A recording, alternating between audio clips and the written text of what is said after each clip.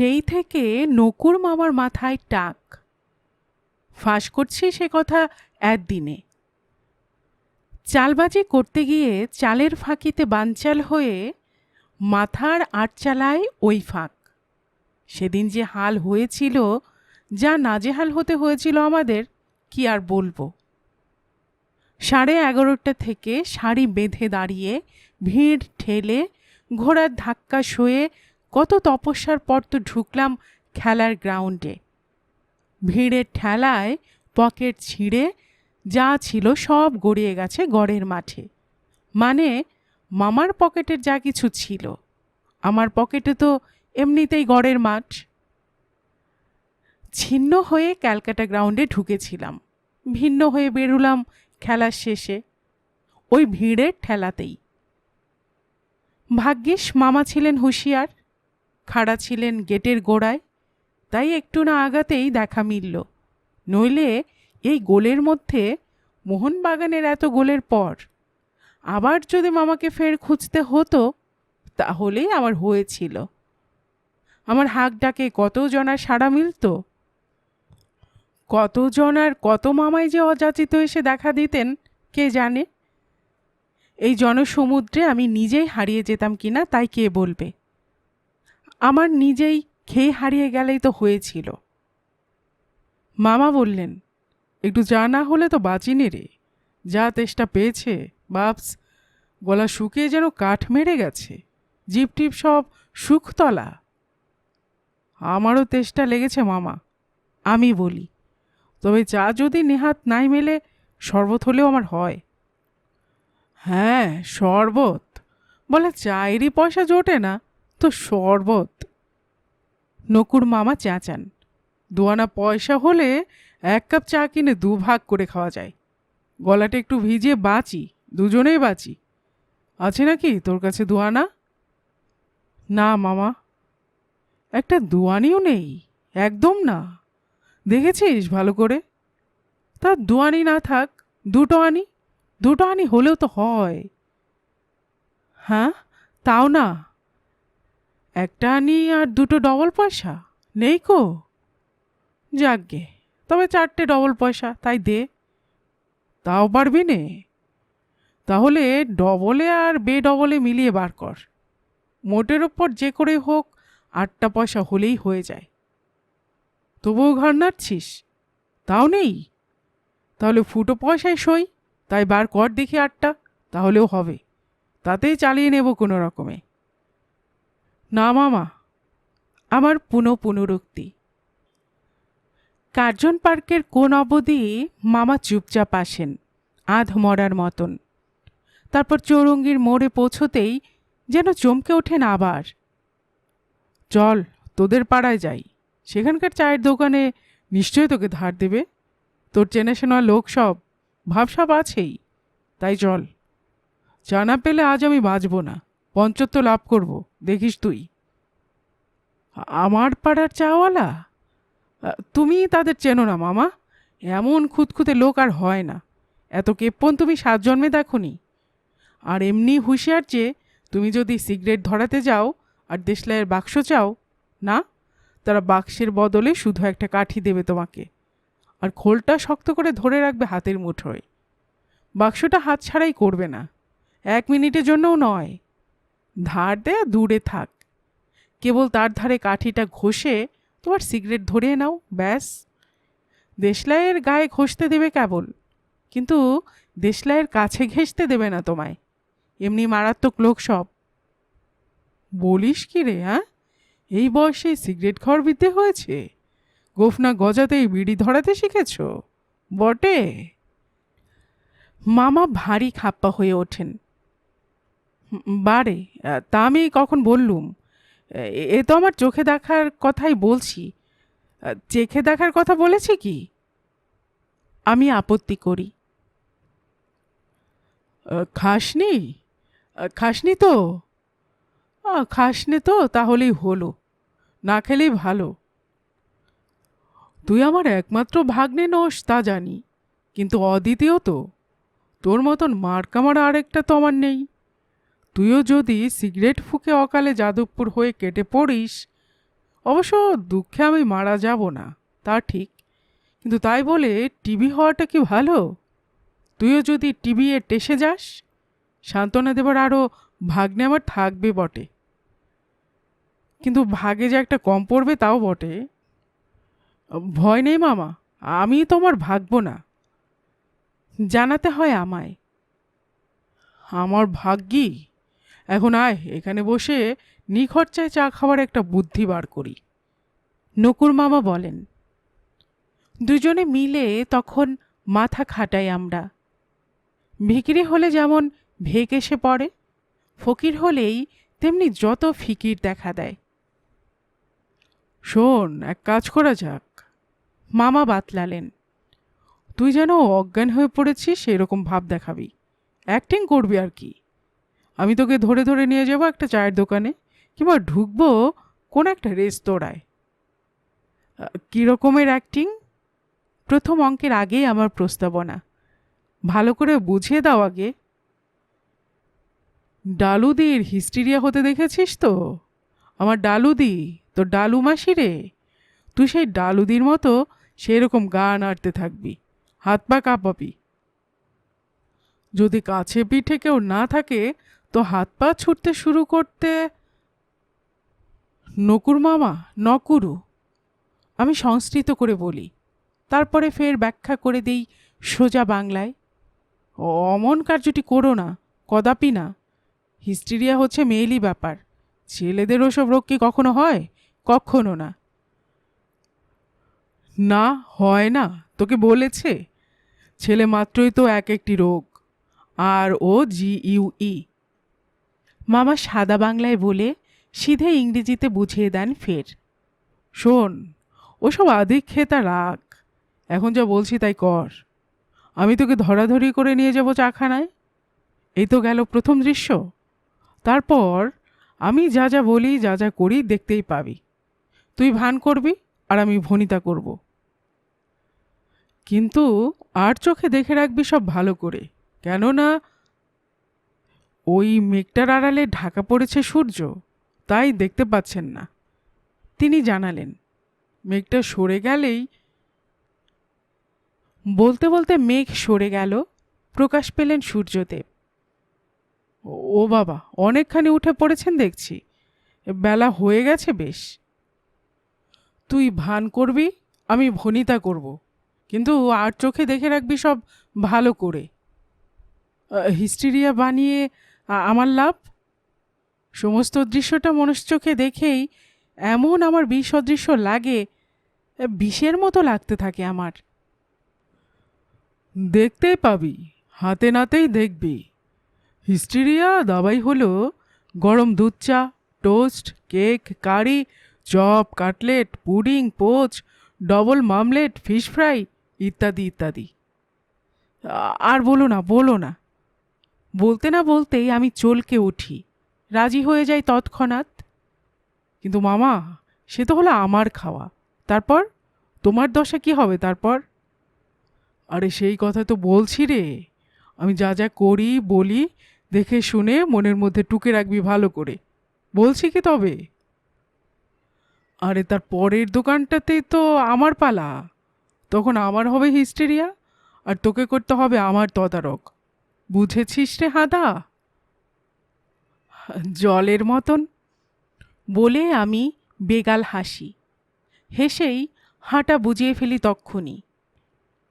অমন হাঁ করে মামার ব্যাখ্যানা শুনছিলাম বলেই না ওই হাদা অপবাদ শুনতে হলো আমায়। ধন্য মামা, ধন্য, এমন না হলে মাথা। মত্ত কণ্ঠে মামার প্রশংসা বিলাই।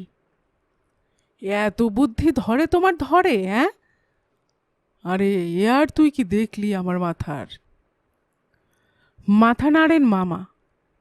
মাথা তো নয়, যেন বুদ্ধির একটি আট চালা এটি। 8 রকমের চাল খেলছে এখানে সব সময়, বুঝেছিস? তারপর আমাদের মামা ভাগ্নের অভিযান শুরু হলো।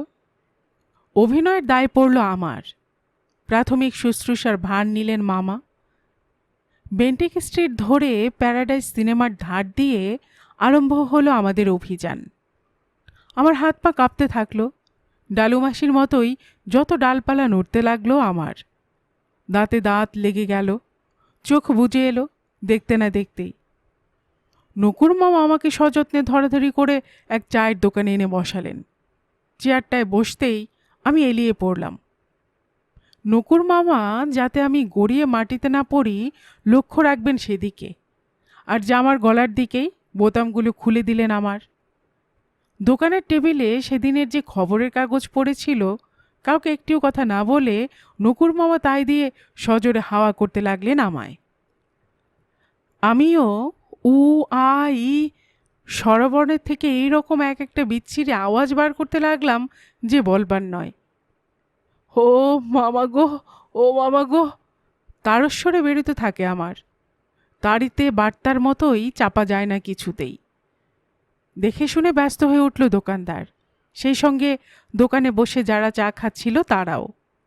কি হয়েছে, কি হয়েছে এর? হিস্টেরিয়া আছে ছেলেটার, জানালেন মামা। হিস্টেরিয়া? কি সর্বনাশ! না, ও এমন কিছু না, ভাববার কিছু নেই। খানিক একটু হাত পা চালাবে, চেঁচাবে, এই রকম। তারপর 2-1 ঘন্টার মধ্যেই সেরে যাবে আপনা থেকেই। 2-1 ঘন্টা? শুনে তো আর্তনাদ করে উঠল দোকানদার। 2-1 ঘন্টা কি গো? না না, ভয়ের কিছু নেই, অজ্ঞান হয়ে পড়বে এক্ষুনি।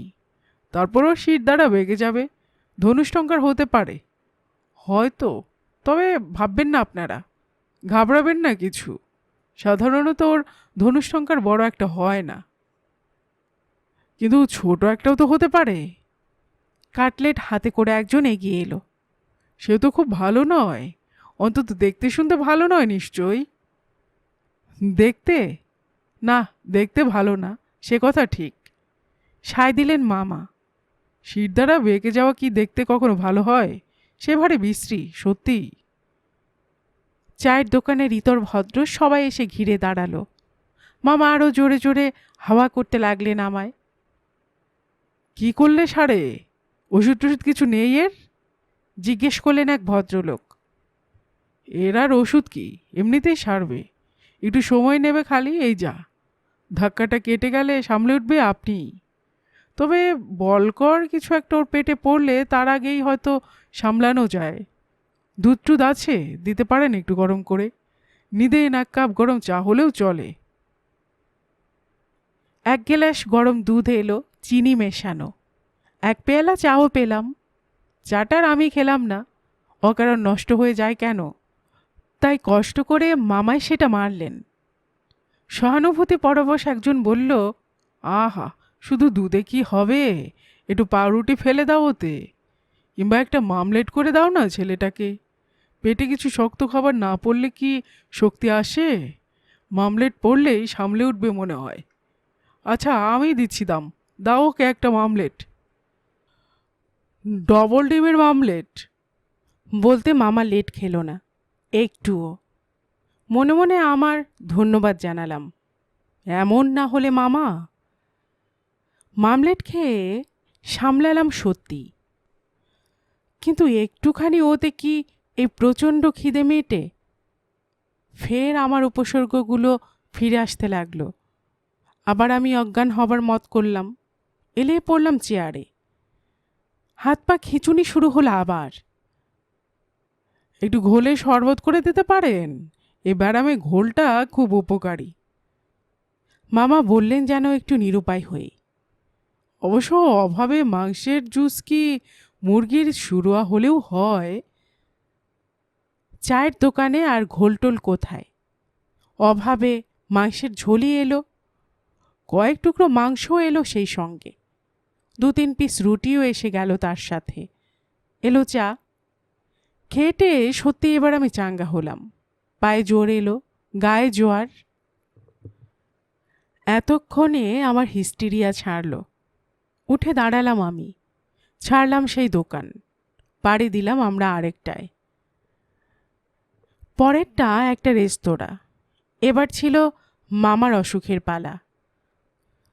আমার সমস্ত দুর্লক্ষণ তখন দেখা দিল মামার, আর আমি তার হেফাজতে রইলাম। রেস্তোরাঁর এক কোণে মামাকে বসিয়ে গলার বোতামগুলো খুলে দিলাম পটাপট। খবরের কাগজের অভাবে নিজের শার্ট খুলেই হাওয়া করতে লাগলাম।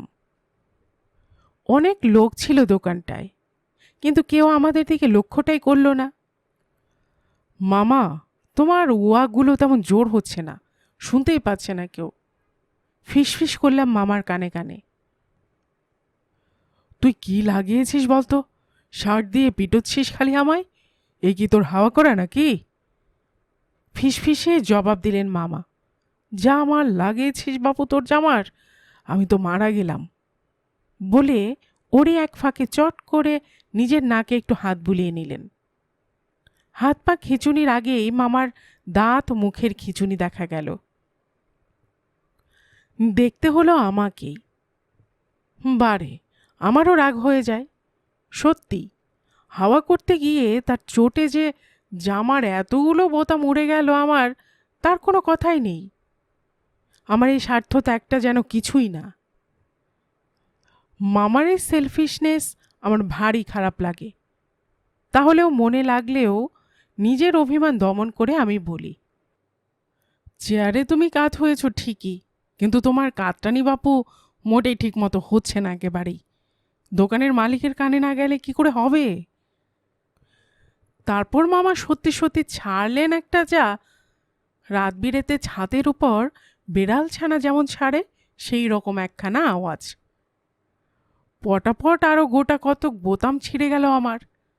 ছিল আমার হাওয়ার ঠেলাতেই, কিন্তু আমি গ্রাহ্যই করলাম না। কারো অসুখ বিসুখে নিজের ক্ষতির দিকে তাকালে চলে না, তাই আমি জামার দিকে তাকালাম না, মামার দিকেও নয়। মামা মুখ সিটকালেন, কিন্তু কি করব? এই রোগী কি কখনো জামাই আদর করা যায়? চিচি গলায় শুরু করে মামা হাউমাউ করে উঠল শেষটা।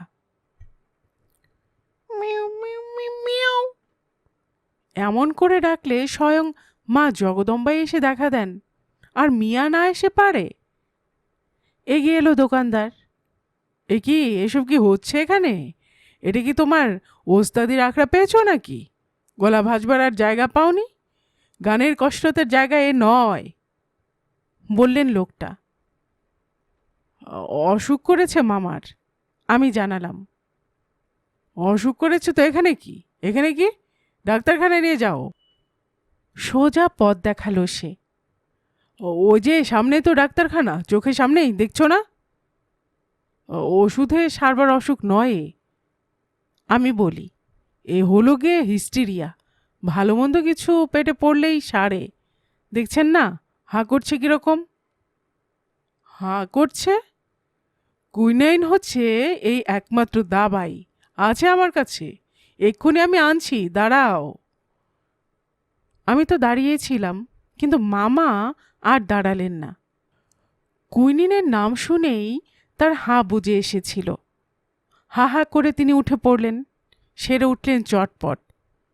সরে আসতেও তার দেরি হলো না। 1 মিনিটও আর তিনি দাঁড়ালেন না সেখানে। তারপর আর একটু রেস্ট না নিয়ে সেই রেস্তোরাঁ থেকে এক দৌড়ে আমরা বেরিয়ে এলাম। একটা দোকান অমনি অমনি চলে গেল আমাদের। যাকগে, গোটা বেন্টিক স্ট্রিটই তো পড়ে আছে এখনো। বহরে খাটো, দেখতে বেটে হলে কি হবে? চায়ের দোকানের কিছু কমতি নেই এই রাস্তায়, আর এই শহরে বা কম কি? আর চাওয়ালাই এমনি ডাক্তার নয়, সবার কাছে কিছু কুইনিন মজুত নেই। পরের দোকানটাতেই মামার পেটে চা, মামলেট প্রভৃতিটা এসে পড়ে, আর পড়তে থাকে পরের পর। তারপর থেকে চলতে থাকে এমনি ধারা। একবার আমি পড়ি, মামা ওঠেন, তারপর মামা পড়েন, আমি তার শুশ্রূষা করি। মামার আর আমার সেবায় উঠে পড়ি লাগি পরম্পরায়। চলল এরকম দোকানের পর দোকান। চৌহদ্দির চারধারে চক্কর মেরে 4 চক্রান্ত চলতে থাকে আমাদের। খেয়ে খেয়ে পেট ফুলে ঢোল হয়ে উঠল দুজনেরই। আমাদের জয় ঢাকও বলা যায়। বেন্টিক স্ট্রিটের মোড় ঘুরে কফি হাউজের পাশ কাটিয়ে যাই। সেখানে ঢুকতে সাহস হয় না আমাদের। কফি হাউজের মতন অত বড় স্টেজে অভিনয় করা কি চারটিখানি? অগত্যা স্যান্ডউইচ, পটেটো চিপস আর কাজু বাদামের মায়া কাটিয়ে চিত্তরঞ্জন অ্যাভিনিউ দিয়ে ফের আসি ধর্মতলার মোড়টায়। বেন্টিক স্ট্রিটের গোড়াতেই ঘুরে আসি আবার। চা খেয়ে খেয়ে মানুষ চাতাল হয় কিনা জানি না, কিন্তু যেতে যেতে আর খেতে খেতে পথ ঘাট আর দোকানপাট কখন যে গুলিয়ে গেছিল আমাদের। আবার যে আমরা ঘুরপাক খেয়ে আগের দোকানে সবের আগের কাটতে ফিরে এসেছি তা খেয়ালই হয়নি একদম। চমক ভাঙল যখন টনক নড়ল দোকানদারের। আরে, এরা যে আবার ফিরে এসেছে, ঘুরে এসেছে আবার, দেখ দেখ, ফের সেই সেই হিস্টেরিয়াওয়ালা। খালি দোকানদারই নয়, আগের চাপাইদের যারা তখনও সেই দোকানে ছিল তারাও বেশ অবাক হলো আমাদের আবির্ভাবে। বেয়ারিং চিঠির মতন ফের আমাদের ফেরত আসতে দেখে চাওয়ালাকে মোটেই খুশি দেখা গেল না। বেয়ারিং ডাক মানেই তো বেয়ার এক ডাকাতি, গাটের পয়সা খসিয়ে তাকে খালাস করো। আমাদের মতো অখদ্দে যত অখদ্দেরকে খাইয়ে দায়ে লাশ করো, তাতে কার লালস্য হয়? কিন্তু ভেবে দেখল এতে এমন অবাক হবার কি আছে? হিস্ট্রি যখন রিপিট করে তখন হিস্ট্রিয়া কি রিপিট করতে পারে না? অবশ্য একটু খুঁত হয়েছিল বটে, সামান্যই, সেই একটুই যা গলদ এক জায়গায়। মামার পালা পড়েছিল এবার। আমার হিস্ট্রিয়া মামার জিওগ্রাফিতে রিপিট করেছিল এইটুকুই যা। হিস্ট্রিয়ার জিওগ্রাফিতে গোল বেঁধেছিল শুধু এইখানেই, ইতিহাস আর ভূগোল পাল্টেছিল এই একটুখানি। এমন কিছু ইতর বিশেষ নয়। আমাদের অজ্ঞাতসারে আমার হিস্টেরিয়া মামার মানচিত্রে কম্পমান হয়ে দেখা দিয়েছিল, এইটুকুই যা খুঁত, নামমাত্রই। এছাড়া আর সবই আমরা ঠিক করেছি। জামার বোতাম খোলা, খবরের কাগজের হাওয়া লাগানো, বিলকুল আমার দিক থেকে কোনো ত্রুটি হয়নি। মামার অভিনয়ও যদ্দূর নিখুঁত হতে হয়, কিন্তু হলে কি হবে, দোকানদাররা তবু কেমন খুঁতখুত করে। হ্যাঁ, এরকমটা হলো যে, এরকম কেন? সেবারে দেখলাম বাচ্চাটার, এবারে দেখছি ধাড়িটাকে ধরেছে। হ্যাঁ, এ কী রকমের ব্যারাম? খালি তিনি আওড়ান। ভারী শক্ত ব্যারাম। আমি বললাম, ছোঁয়াচে ব্যারাম কি না? এপিডেমিক তো একেই বলে।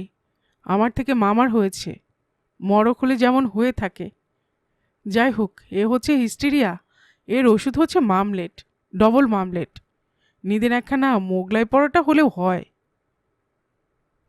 কুছ পরোয়া নেই, সারাচ্ছি আমি এই ছোঁয়াচে, এই দণ্ডেই।